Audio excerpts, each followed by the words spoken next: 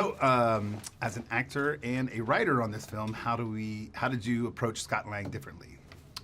Well, I kind of think of it in terms of the story as a complete thing, and I go in as a writer thinking not just of my character, but what the entire story is going to be, and how Scott might fit into that story.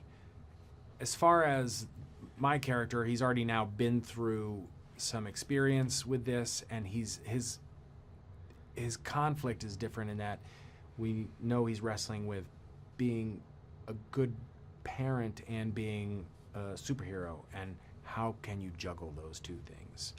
Can Paul Rudd personally relate to Scott Lang? Oh, sure. I mean, as far as that kind of conflict, the closest comparison that I could draw to my own real life is I have to go away to film these things, and I have kids of my own, and I feel guilty and terrible when I have to leave town for a while, and I'll try and get home on weekends, and it's like, okay, I know I want to do this as a job, but am I missing out on, school functions that I can't go to, things like that, and that's in sporting events, and that's really hard. And what do you think makes Ant-Man stand out amongst the MCU and the other superhero films?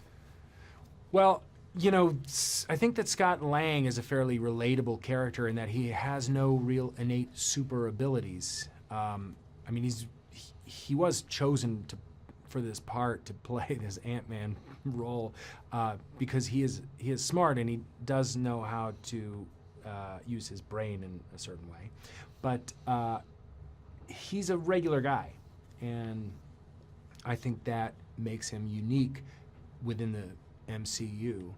And as far as dealing with some of the threats, there is a certain kind of humor that goes along with it, and his abilities are so specific that it's easy to kind of understand why this might stick out, as opposed to some of the other bigger, stronger, more muscular superheroes.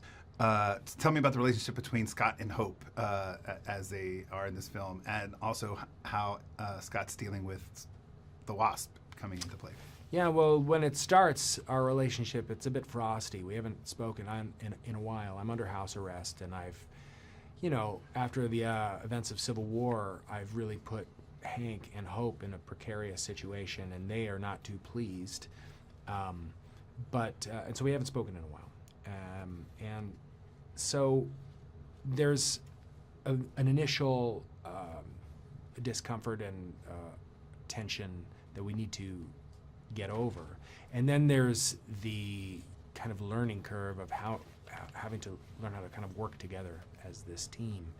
And so the relationship evolves, and I also think with Hope, she's doing what she was born to do, so that character has evolved from the first film as well.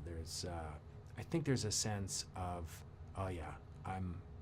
there's a frustration that's not there anymore, and now it's been replaced with determination and just kind of fierceness.